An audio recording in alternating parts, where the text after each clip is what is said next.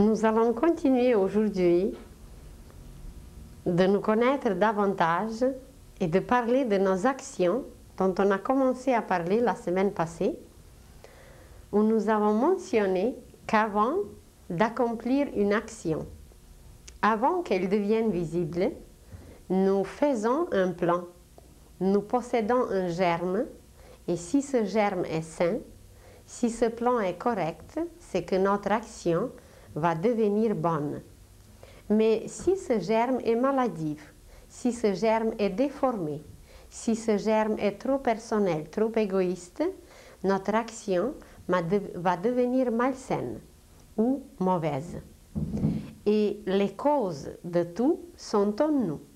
Nous avons mentionné même certaines phrases des Écritures saintes où Jésus nous parlait de ces lois, de la loi des causes et des effets qui dirige, qui régit toutes nos actions, car toute énergie émise, toute action déclenchée s'enregistre et selon ces enregistrements, la récolte, la moisson, le retour est exactement pareil. Dans le passé, tous les initiés, tous les maîtres, tous les instructeurs de l'humanité enseignaient toujours la même chose. La seule chose qui change, c'est le vocabulaire, les images, la forme par lesquelles on présente différemment les mêmes choses, mais à chaque époque, elles sont présentées différemment. Nous nous sommes dit que dans le plan mental, ce germe, cette sémence naît avant qu'elle devienne visible. Et que ce qui est le plus important, c'est la motivation. Il faut que cette motivation soit détachée de nos pensées, de nos préoccupations, de notre personnalité et qu'elle soit au service de tout le monde. Mais on s'est dit aussi que toute pensée, tout germe est ensuite alimenté, soutenu par les sentiments et qu'au niveau des sentiments, on peut ou dessécher la sémence, qu'elle ne donnera rien, ça veut dire la pensée ne se réalisera pas, ou on peut l'alimenter tellement qu'elle va pourrir, qu'elle va moisir, et dans ce cas, ce n'est plus quelque chose qui est constructif et créatif. Et on s'est dit de cette façon qu'il existe le karma qui ne veut rien dire d'autre que l'action, que cette action commence, naît d'abord dans le plan mental et ainsi on peut parler du karma mental. Ensuite le karma sentimental et à la fin seulement cela devient physique, une action physique. Vous imaginez par exemple un voleur. Et ce voleur se prépare pendant des mois et des mois, il se prépare de voler. Et toute cette préparation dans la pensée, comment il pense, comment il veut agir, comment il se prépare, comment il forme son karma, eh bien ça s'appelle le karma en formation. Mais ce karma en formation est déjà au niveau physique. Imaginez, comme l'image, chaque image vaut 5000 mots, alors on va regarder les images. Quand le karma mental était accompli, la sémence, le germe était formé, il était soutenu par les sentiments et il commence à devenir le karma tangible. Mais le voleur qui a pensé pendant des mois et des mois de voler, qui a tout préparé, qui a soutenu son plan par tout son désir de voler, alors il commence son action. Mais même dans l'action, il y a des degrés. Même s'il a commencé l'action, jusqu'à ce qu'elle n'ait pas accompli, il y a toujours la possibilité de se corriger, il y a toujours la possibilité de supprimer la cause qui était engendrée. Alors, le voleur, que nous le voyons ici, il commence son action. Dans sa pensée, c'est clair, dans ses désirs, dans ses sentiments, c'est très fort, il veut accomplir cette action Et voilà, il commence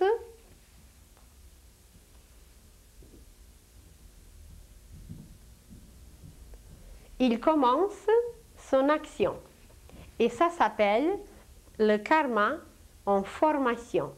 Il commence l'action, il va aller chercher le pistolet, il va aller chercher les balles, il commence à préparer les clés, mais ça ne veut pas dire que l'action est déjà accomplie. Il la prépare, il la forme. Et pendant qu'il forme, il n'y a rien encore de final. Tout son acte peut être corrigé. Mais s'il ne se corrige pas, eh bien c'est qu'il va continuer. Et le karma en formation va devenir le karma accumulé. Alors il accumule les objets, il accumule les outils, il accumule, il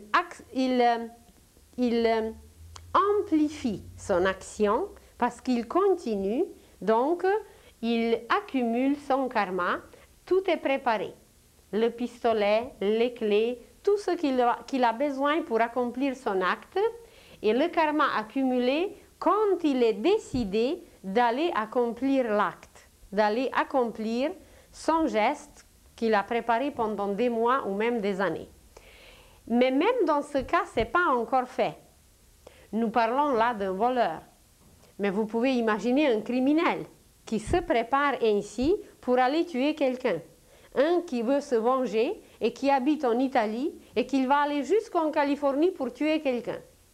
Alors, d'abord, il forme son karma, son action. Il prépare le plan et quand il a tout préparé, là, il prend un avion pour s'y rendre. Il a tout dans sa poche et il prend l'avion pour s'y rendre. C'est le karma accumulé. Mais même s'il est déjà rendu, ce n'est pas encore accompli parce qu'il faut qu'il trouve la personne et puis il faut qu'il la tue. Donc, déjà dans l'action, il y a encore des degrés où on peut remédier, où on peut corriger et pas nécessairement accomplir le mauvais geste, déclencher une énergie qui va nous revenir avec une exactitude pareille.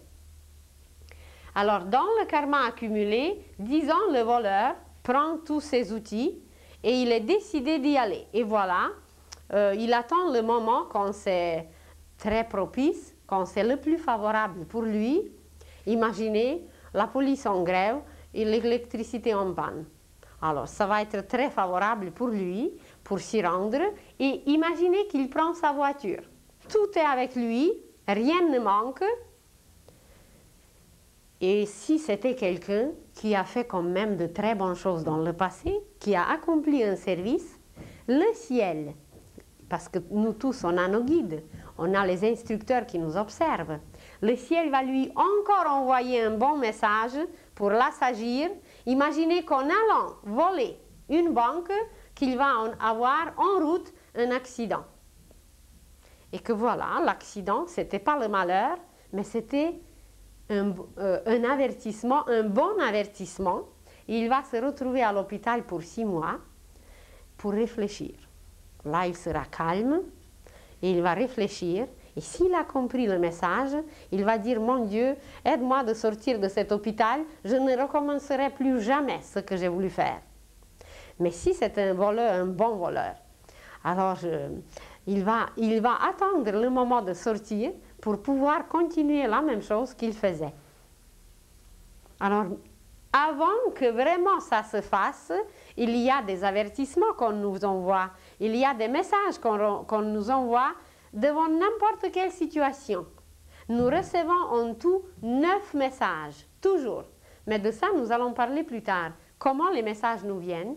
Ça, c'était un message drastique qu'il a reçu, c'était déjà un accident, c'était quelque chose pour le vraiment secouer, pour qu'il devienne conscient qu'il agit mal.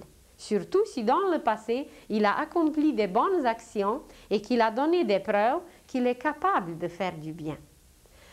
Alors, son karma accumulé peut être un peu retardé par une telle situation que, disons, il a eu un accident ou quelque chose d'autre qui arrive, qu'il était empêché d'aller voler.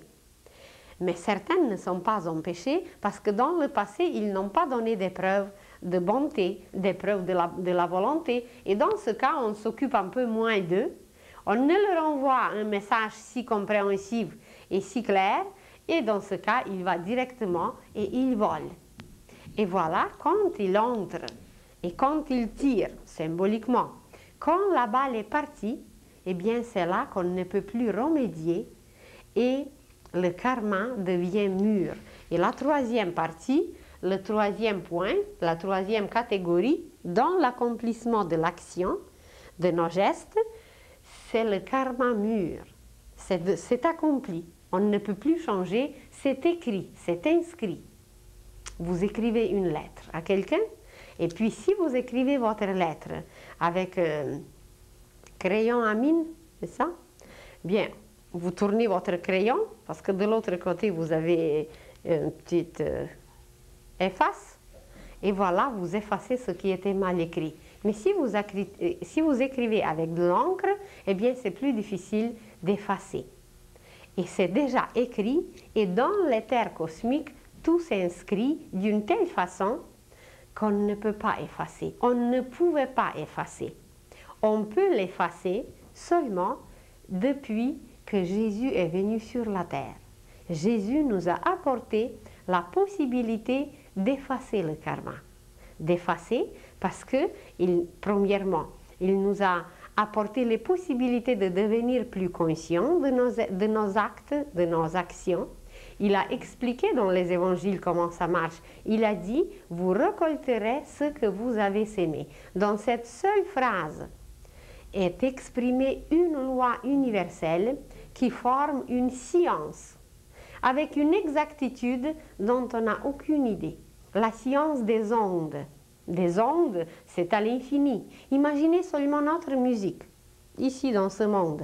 À quel point la musique est variée. Et on ne sait pas encore comment notre oreille capte les ondes et de quelle nature sont ces ondes. On connaît quelques petites choses, mais ce n'est pas complet. Alors, juste ce que nous connaissons déjà, c'est très peu. Et voilà, de cette façon, c'était expliqué, c'était transmis, mais on n'a rien compris et nous continuons à accomplir la même chose que jadis. Et qu'est-ce qu'il nous a apporté encore? C'est qu'il a apporté un courant nouveau qui n'a jamais existé auparavant, et c'est avec ce courant, qui est un peu comme une efface, c'est avec ce courant, avec cette nouvelle matière qu'il a apportée, qu'on peut effacer même le karma mûr. Et comment s'appelle ce courant? Certains l'appellent le courant christique, d'autres l'appellent le courant de l'amour universel, ou on peut l'appeler encore autrement, seulement avec amour. Et seulement par l'amour qu'on peut effacer le pire karma. Imaginez deux êtres qui sont aujourd'hui mariés, mari et femme. Et qu'il y a des siècles et des siècles, c'étaient deux soldats qui se trouvaient dans un champ de bataille et ils se sont transpercés jadis. Et il y avait un qui était parti parce qu'ils se sont transpercés. Et que l'endroit où celui qui était transpercé, c'était l'endroit exactement là où se trouvait son rein gauche. Et aujourd'hui, après, ils se sont revus, peut-être comme des collaborateurs, peut-être encore comme deux adversaires, puis encore comme deux cousins, puis encore comme deux êtres encore plus proches. Et aujourd'hui, pour régler certaines choses, pas nécessairement d'une façon désagréable, mais comme ils ont donné des preuves de bonne qualité, on leur permet aujourd'hui de régler leur affaire karmique d'une façon bonne, d'une façon pacifique.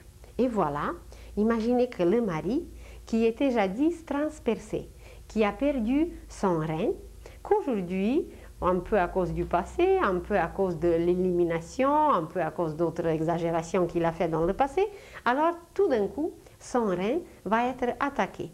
Et la chirurgie lui enlève un. Et comme l'autre est surchargé, alors il y a le danger d'enlever l'autre. Et son épouse, par l'amour aujourd'hui envers lui, son épouse qui lui a jadis enlevé, qui l'a transpercé, eh bien aujourd'hui par l'amour, son épouse va lui offrir un rein.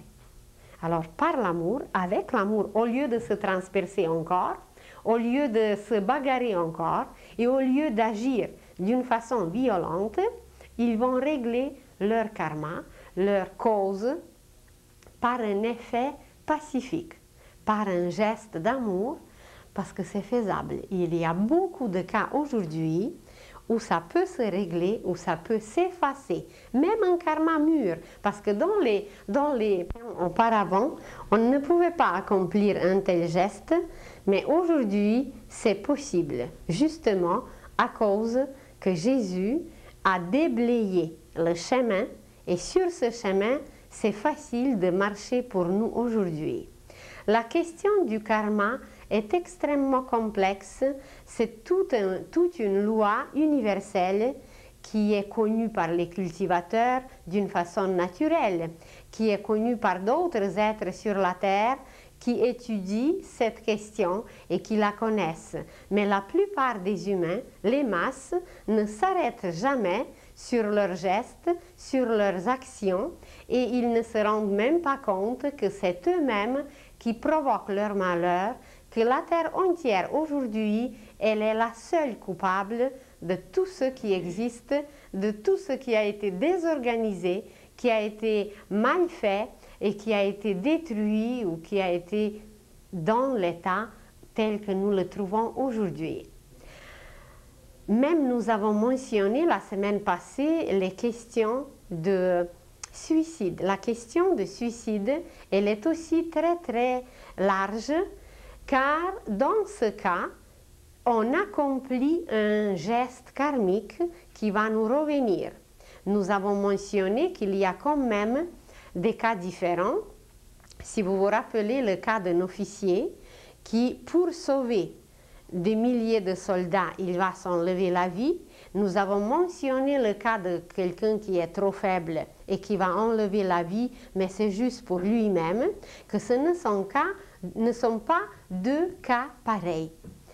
Et celui qui enlève la vie, il sera obligé, qui s'enlève la vie, il sera obligé de revenir, mais envers lui-même, il accomplit quelque chose que l'âme ne permet jamais. Il accomplit quelque chose qui n'est jamais projeté par l'âme, parce qu'on s'est dit déjà que l'âme ne projette jamais le suicide, elle projette la vie. Parce qu'elle a besoin de passer par des expériences, elle a besoin d'apprendre, et c'est pour ça qu'elle bâtit le corps. Et imaginez si une personne qui s'est suicidée à 20 ans, qu'elle aura besoin elle avait projeté la vie encore pour 40 ans, eh bien elle va revenir pour 40 ans. Et les suicides du passé, c'est une des causes de la mortalité des enfants. Et si quelqu'un s'est suicidé quelque part à la guerre, même personne ne savait, mais c'était inscrit. Il est mort comme un patriote ou comme un héros, mais dans l'éther cosmique, c'était un suicide. Et voilà, il lui restait peut-être quelques minutes, quelques heures, quelques jours à vivre, et il va revenir pour quelques minutes, quelques heures ou quelques jours, exactement pour combler ce qui était enlevé jadis. Alors dans certains cas, ce n'est pas toujours ce cas, mais dans certains cas, la mortalité des enfants, de certains enfants, c'est la cause d'un suicide dans le passé. Et justement par un suicide, on accomplit une action karmique. On accomplit quelque chose qu'il faudrait absolument payer par la suite, mais on l'accomplit envers soi-même.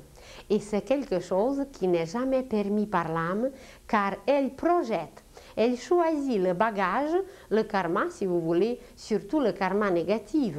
Aujourd'hui, on comprend souvent sous le mot karma tout ce qui est seulement négatif. C'est pas tout à fait ça, parce que nous avons toujours accompli, comme même la majorité, des actions positives. S'il n'y avait rien de positif, on ne pourrait pas progresser ni évoluer. Et le bon, le positif, c'est le bon karma, et le mauvais, le négatif, c'est le mauvais karma. Mais tout ce que nous recevons comme grâce, tout ce que nous recevons comme don, tout ce que nous recevons comme bénédiction, nous ne nous arrêtons même pas, comme nous ne nous arrêtons pas sur la bonne santé pendant qu'on est en bonne santé. Personne ne pense à l'air, personne ne pense à sa santé. C'est seulement quand on s'est dérangé, c'est seulement quand on a transgressé quelque chose, là on s'aperçoit tout d'un coup que la santé existe ou que l'air existe et qu'il faut respirer et qu'il faut avoir du bon sang, etc.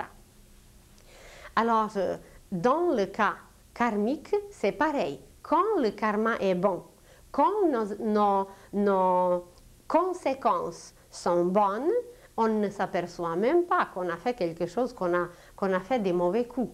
Mais seulement quand ça devient dur, seulement quand le choc, le vrai choc dur, nous revient, eh bien c'est là qu'on commence à parler de quelque chose et qu'on s'aperçoit de quelque chose.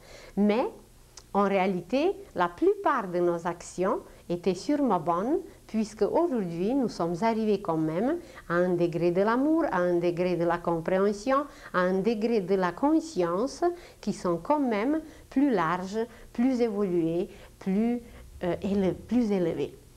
Alors, par le suicide, nous accomplissons une action, une mauvaise action, envers notre propre âme, qui est notre directrice, qui est notre maîtresse, et nous agissons absolument contre la loi de la vie.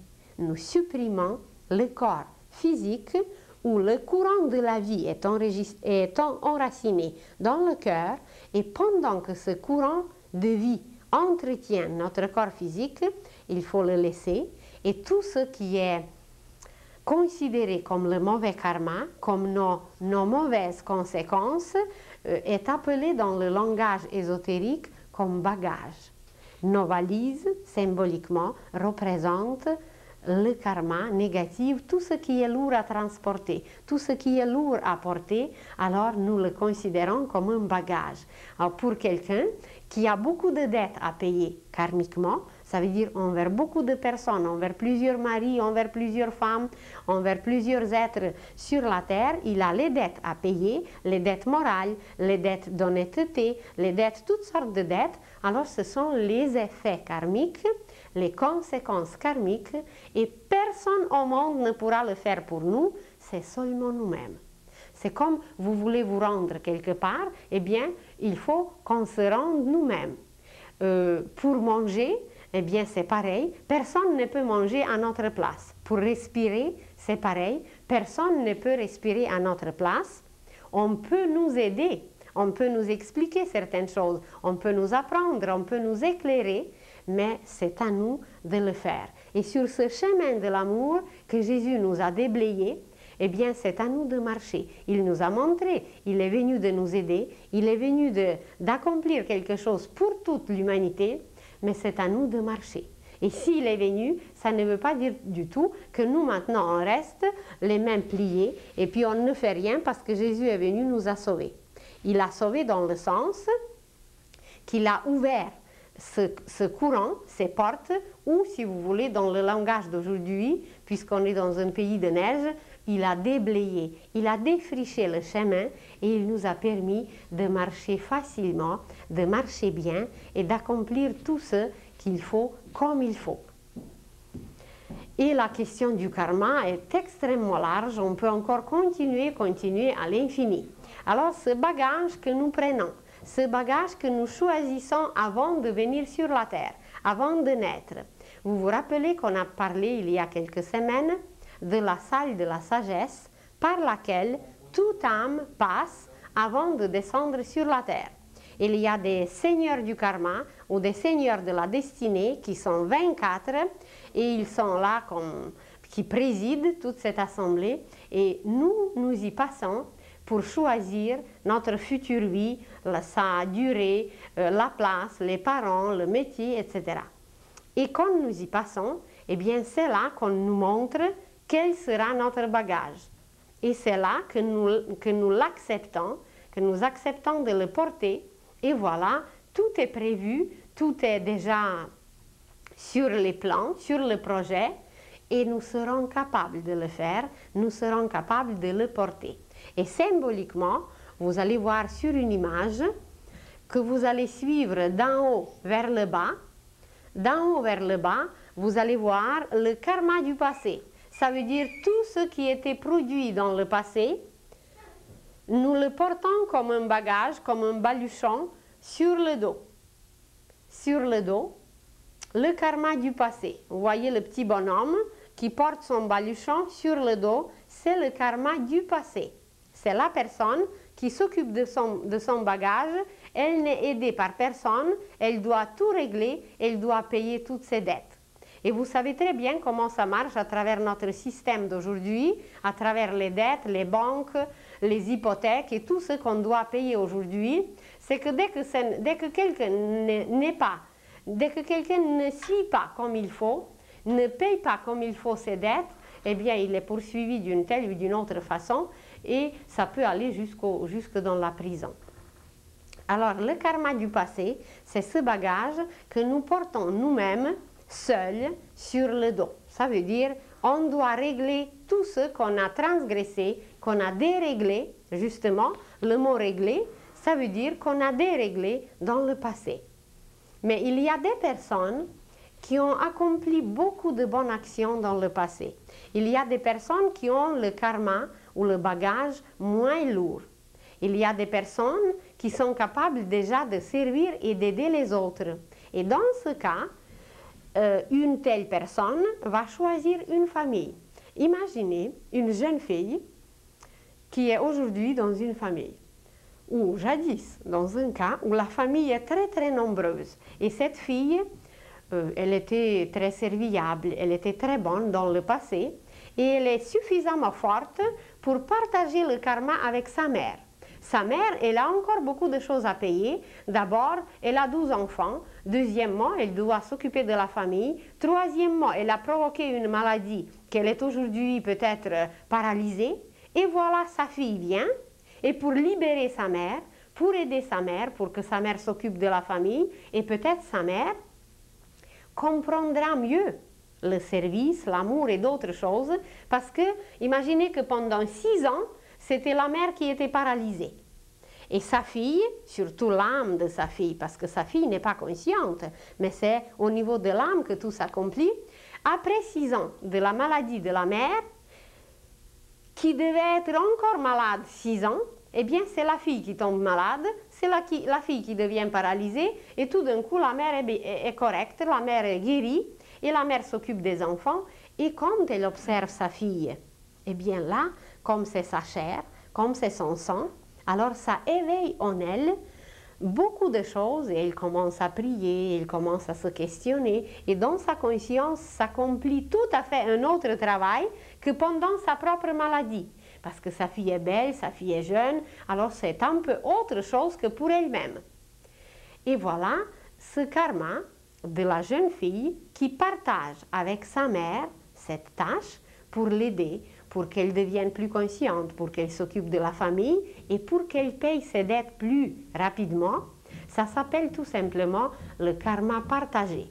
Ce que vous allez voir au milieu sur l'image, c'est que quelqu'un porte son baluchon, son fardeau, mais la deuxième personne d'en arrière, elle vient pour l'aider, pour supporter et pour partager son bagage, pour partager son fardeau, pour que tout soit plus accéléré, pour que tout soit mieux compris, plus rapide, etc.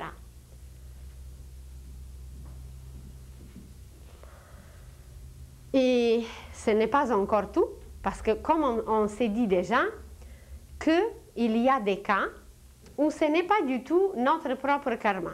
On n'a pas produit nous, on ne l'a pas engendré, et qu'on est venu seulement pour donner des preuves, qu'on était suffisamment fort, qu'on était suffisamment préparé, qu'on a accompli suffisamment de bonnes actions pour donner aujourd'hui des preuves de la miséricorde divine, de la bonté divine, de tout ce qui s'est passé de miraculeux. Il y a beaucoup de cas où la personne est venue pour donner de telles preuves parce qu'elle était capable. Et ça s'appelle le karma de l'avenir. Pour elle-même, c'est quelque chose d'extraordinaire. Ça va lui servir dans l'avenir. Ça va lui faire beaucoup de bien. Il y aura quelque chose d'accéléré, quelque chose d'élargi, quelque chose d'éclairé, de bien compris dans l'avenir. La personne peut évoluer beaucoup plus rapidement si elle a accepté de servir, devenir une preuve pour une œuvre divine. Et ce karma, vous allez voir encore sur l'image, ça s'appelle le karma de l'avenir, c'est que la personne a choisi exprès quelque chose et elle porte son fardeau devant elle. Ce n'est plus sur son dos n'est plus courbé, elle est tout droite, elle est capable de porter ce fardeau et il était choisi exprès par l'âme pour donner des preuves, de l'œuvre divine ou pour donner des preuves pour quelque chose d'autre, et la personne elle-même se renforce à travers ce choix. Alors dans ce cas, c'est le karma de l'avenir, c'est quelque chose que la personne elle-même a choisi pour servir, pour donner des preuves, pour donner quelque chose de tangible qui pourra servir à tout le monde. Un jour, la science, la médecine, tout ce que nous connaissons aujourd'hui s'occupera de ces lois et imaginez seulement pour la médecine combien de cas et combien de choses seront réglées et claires. Il y a des cas qui sont absolument, qu'on ne peut absolument pas traiter, ni par la médecine, ni par d'autres branches de tout ce qui existe aujourd'hui. Il y a par exemple des phobies qui sont absolument inexplicables. On ne sait pas d'où provient quelque chose comme une telle peur ou une autre peur ou telle phobie ou telle phobie. Et s'il n'y a pas un initié, un maître, un instructeur qui est capable d'aller jusqu'à la cause, aucune branche de notre science d'aujourd'hui n'est capable de l'expliquer. Par exemple, on rencontre une belle femme aujourd'hui qui a la peur des chats. Mais une peur, vous dites bleu, ou je ne sais pas de quelle couleur, une peur, mais une telle peur que c'est inexplicable. Elle dit comment se fait-il que les chats c'est un animal très charmant, c'est un animal extraordinaire et que voilà, elle ne supporte pas les chats. Imaginez que cette belle dame, au XIVe siècle, elle vivait dans un village, dans une famille simple et ses parents travaillaient dans les champs. Et elle était un petit garçon de 14 mois. Et le petit garçon était en train d'apprendre à marcher et il traînait dans la cour. Et comme les parents étaient dans le jardin, tout d'un coup, le petit garçon était attaqué par un chat enragé. Et comme le médecin n'existait presque pas, il était loin et pour secourir c'était trop compliqué, alors le petit garçon était, je ne sais pas, griffé, mordu et voilà, il est décédé par la suite de ces morsures d'un chat enragé. Mais imaginez que dans les cellules de cet enfant, tout était enregistré. D'ailleurs, nous avons déjà parlé comment dans notre cœur, tout s'enregistre. Et comme aujourd'hui, cette dame peut peut-être trouver la cause, peut aller chercher d'où ça vient, alors ça arrive et cette phobie revient à la surface. C'était peut-être plus au fond, jadis. Mais aujourd'hui, ça revient à la surface et elle cherche la cause, comme la fille dont on a parlé la dernière fois, la fille d'un médecin qui était violée. Elle fait du stop une fois dans la vie et voilà, elle est violée. Alors, la dame, avec un travail, d'abord avec les photos, elle va observer les photos des chats, il va se dire que c'est un animal tout à fait inoffensif et aujourd'hui, chez elle, il y a 3 chats et elle est tout à fait bien, elle est tout à fait amie avec cet animal qui lui a causé dans le passé les images très souffrantes qui se sont imprimées dans ses cellules et dans la mémoire de ces cellules, aujourd'hui, ça apparaît comme un dérangement. Ne vous étonnez pas de certaines images, ils sont peut-être un peu durs, mais c'est juste pour vous démontrer à quel point tout a une cause et à quel point tout nous revient.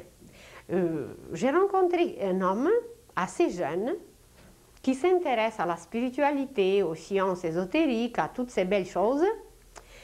Et il dit, voulez-vous m'expliquer s'il vous plaît pourquoi je ne supporte pas la couleur rouge? Il dit, je sais que c'est la couleur de la vie, je sais que c'est le sang, je sais que c'est à quel point c'est important. Il dit, je peux vous donner 1000 raisons par l'intellect, par le raisonnement même, mais il dit je ne supporte pas et j'ai des nausées et je suis malade quand je vois la couleur rouge. Bien, alors il y a sûrement une cause. Et puis il dit, j'ai consulté les médecins, j'ai consulté toutes sortes de créatures sur la terre qui pouvaient peut-être comprendre ça, mais il dit, personne ne peut m'expliquer d'où ça vient. Et le voilà, le jeune homme, le jeune homme était dans une vie, dans un pays oriental, où on pratiquait beaucoup les torture. Et il était emprisonné il était un prisonnier, il était emprisonné dans une cour. La cour n'était pas grande, mais elle était pavée d'une pierre blanche, de la pierre blanche. Et dans cette cour, on martyrisait les détenus, ça, on les appelle les détenus, on les martyrisait, et il y avait un genre d'échelle. Et sur cette échelle, exactement comme nous on a des échelles pour monter, mais cette échelle était penchée dans une position descendante. Et on plaçait l'homme sur cette échelle, la tête vers le bas. Elle était très penchée vers le bas, et puis les bras attachés sur l'échelle, et on lui coupait les veines sur les poignets, et on coupait à peine pour que le sang dégoutte, goutte par goutte, sur la pierre blanche. Alors imaginez un homme qui regarde vers le bas, penché, où le sang arrive avec un afflux, comme ça, vers le bas, et il voit son propre sang dégoutter, goutte par goutte. Imaginez comment sur la pierre blanche, ça résonnait, ça frappait l'œil, et puis ça frappait sûrement l'oreille aussi, parce que ça résonnait. La goutte, quand elle tombe, elle résonne. Et voilà, ça s'est tellement imprimé dans son organisme qu'aujourd'hui, seulement de voir la couleur rouge, eh bien, ça crée des nausées et ça devient insupportable parce qu'il voyait comment la vie s'en allait de son organisme d'une façon si drastique. Alors, évident qu'aujourd'hui, il va avoir une réaction pareille. Et puis, après un certain travail, après un certain temps, eh bien, il est arrivé à accepter la couleur et puis il est arrivé à se calmer, à stabiliser son état. Et on pourrait trouver ainsi des cas et des cas, des exemples et des exemples. Un autre exemple, il y a une dame qui est déjà assez âgée et qui ne supporte pas des plumes, mais aucune plume. Il dit une plume d'oie, une plume de poule, une plume d'oiseau. Il dit quand je vois la plume, je deviens malade. Il dit j'ai des frissons, j'ai quelque chose qui se produit dans mon organisme. Il dit ça me fait peur, mais c'est pas tout à fait comme la peur, c'est plus parce qu'il dit je deviens comme un hérisson, c'est l'animal qui se dresse avec ses aiguilles. Porc-épic. Pas un hérisson? Porc-épic? Alors, porc-épic.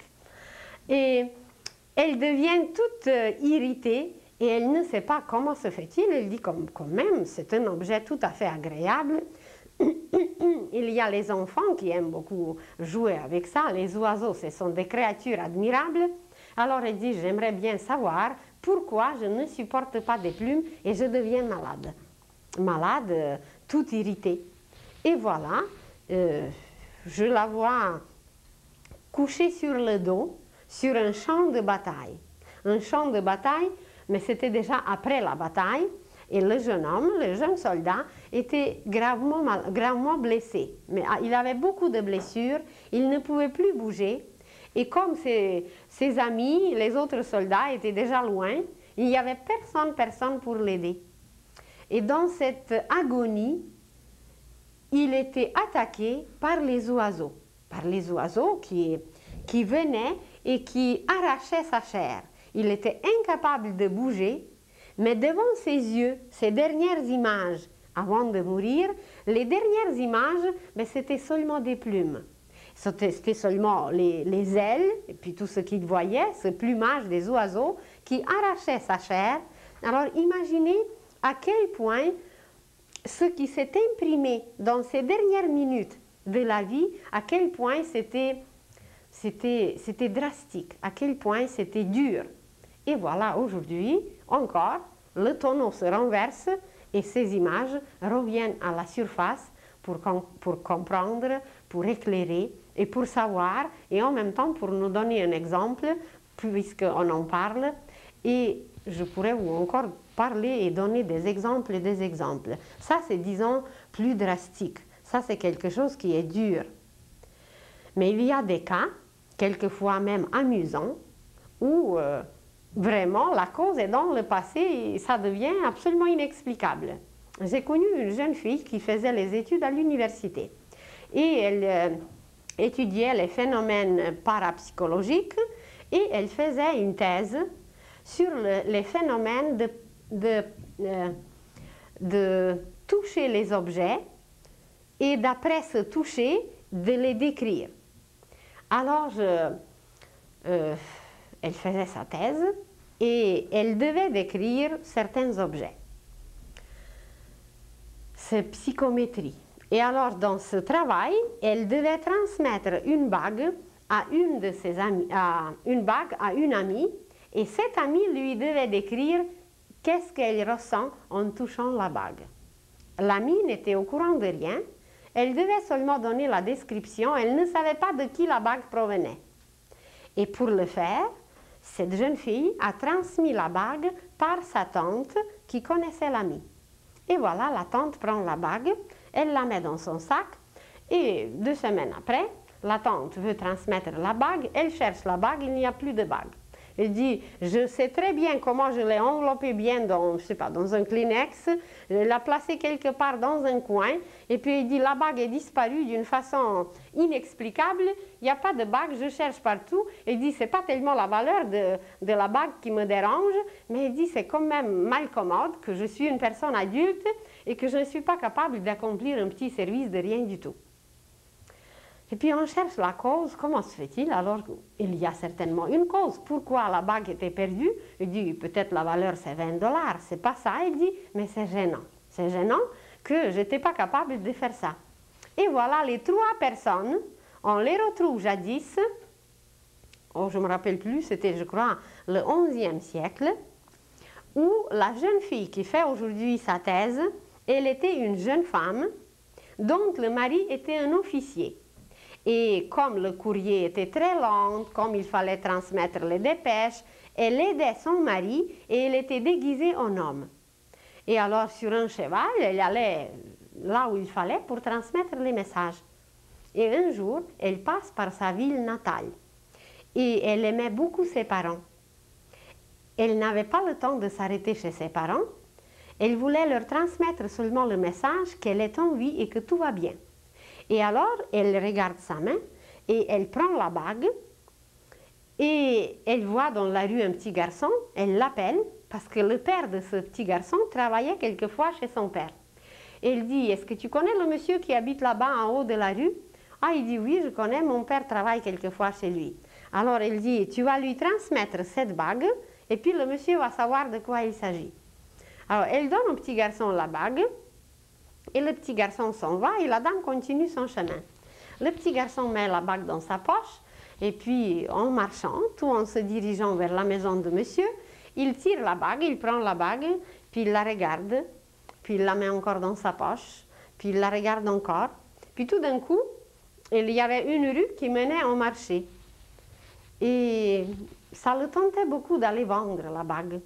Il prend encore la bague, il la regarde, puis il regarde la maison. Puis finalement, ce désir de vendre la bague le prend et puis il se dirige vers le marché. Il l'a vendu sûrement pour une bagatelle, mais il n'a pas accompli son message. Il n'a pas transmis la bague là où il fallait et la valeur qu'il a reçue pour la bague, il devait à la dame. Et aujourd'hui, les 3 se retrouvent. La jeune dame déguisée qui aidait son mari, c'est la jeune fille qui écrit sa thèse, qui transmet encore une bague à son ami qui était jadis son père.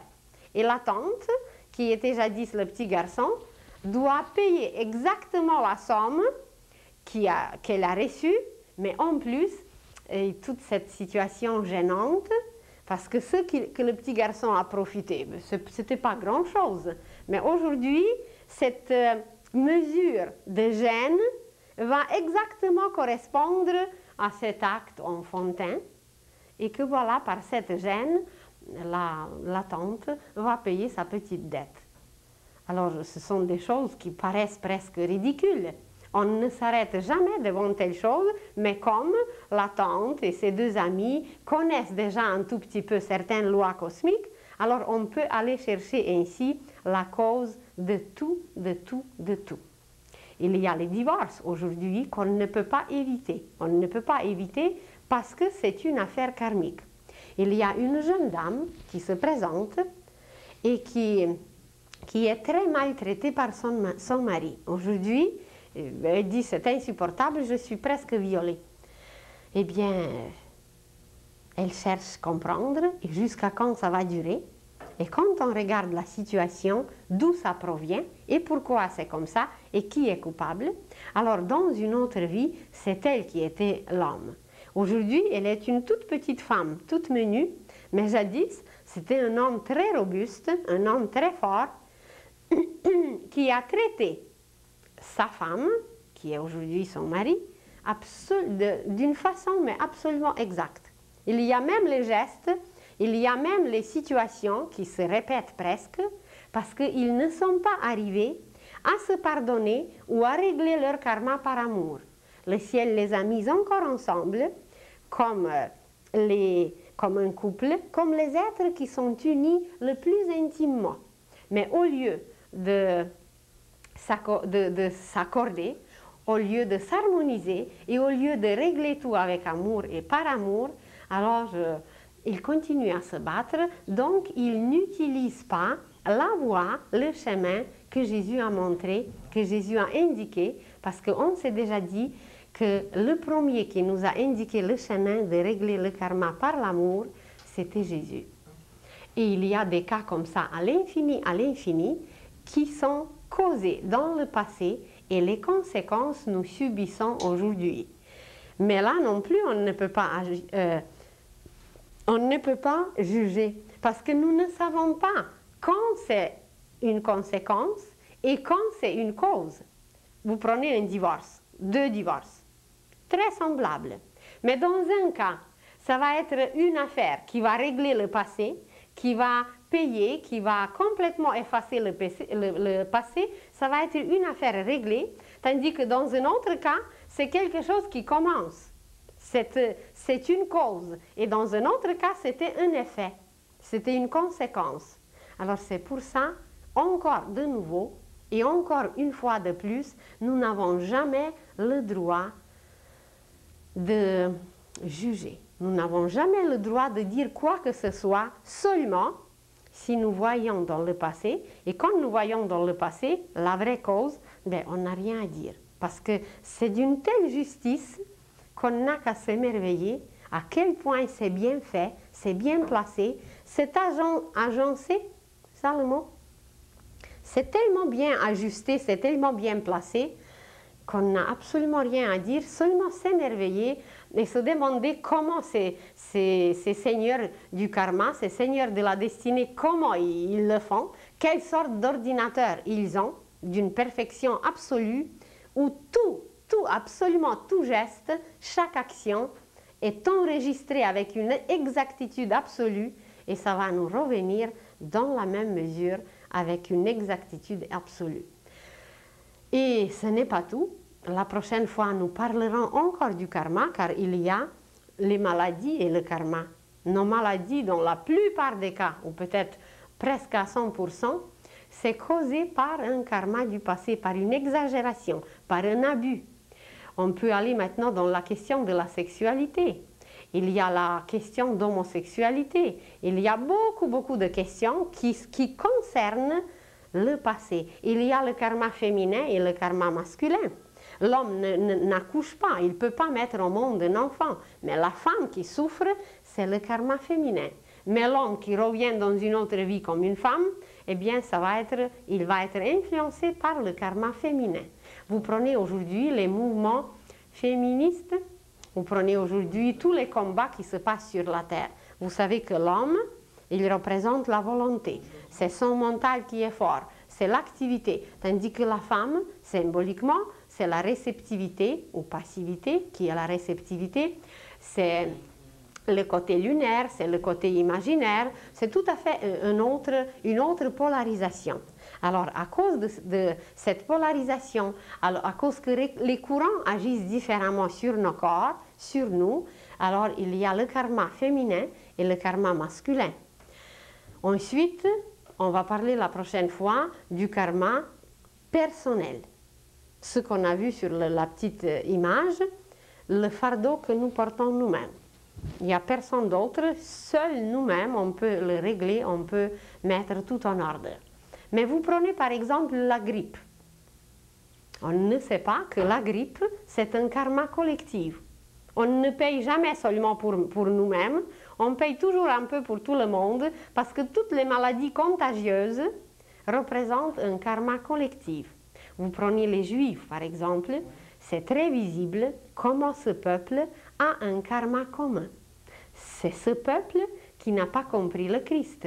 C'est le représentant de ce peuple. Ils ne sont pas aujourd'hui les Juifs. Ils sont peut-être parsemés à travers le monde, mais ils subissent les conséquences. Alors, il y a le karma personnel, il y a le karma familial. Vous vous demandez quelquefois comment se fait-il, quelle est cette justice divine qui vous a placé dans une famille pareille et que vous vous comprenez si bien avec tout le monde, sauf avec les membres de votre famille.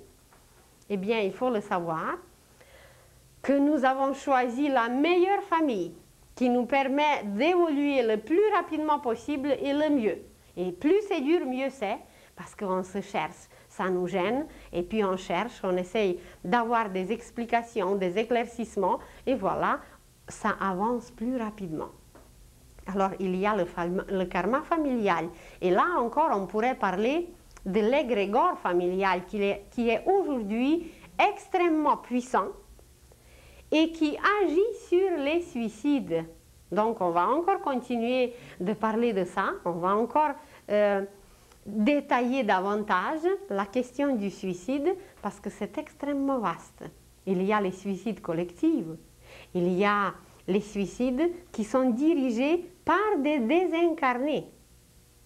On va parler par exemple, quand quelqu'un est condamné à mort, comment ça s'appelle? La condamnation à mort.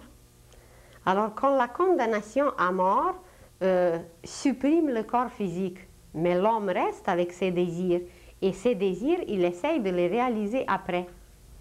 Alors, ça peut produire des crimes, et en réalité, c'est des faibles de ce monde qui les accomplissent, mais le vrai coupable, il n'est pas dans ce monde, il est déjà désincarné, mais il agit sur ceux qui sont faibles ici. Après, on va parler de karma national. Il y a des karmas nationaux. Ce n'est pas pour rien que nous nous trouvons dans une telle nation ou dans une autre nation. Si vous prenez quelqu'un qui est, je ne sais pas, d'un pays chaud, son caractère, son tempérament va être complètement différent que le tempérament et le caractère de quelqu'un qui vient d'un pays froid. Il va s'exprimer différemment, il va parler différemment, ses gestes seront différents. Vous prenez quelqu'un qui vient d'Espagne et vous prenez quelqu'un qui vient de Norvège. Vous les placez à côté et c'est deux êtres comme s'ils venaient de deux planètes différentes. On va parler ensuite du karma planétaire. Comment, par le karma planétaire, la Terre entière est entraînée dans la même affaire. Vous dites on est tous dans le même bateau et c'est très vrai. Regardez la Première Guerre mondiale, la Deuxième Guerre mondiale et on se dirige presque vers la Troisième. Eh bien, c'est que nous sommes liés par un karma planétaire et ensuite on va même mentionner le karma universel qui existe et dans lequel nous participons aussi. Alors voyez, à part du karma mental, sentimental, physique, en formation, en préparation, le karma mûr, le karma du passé, le karma partagé et le karma de l'avenir, le karma masculin et féminin, il y a encore les différents genres du karma qu'on va élaborer et dont on va parler la prochaine fois.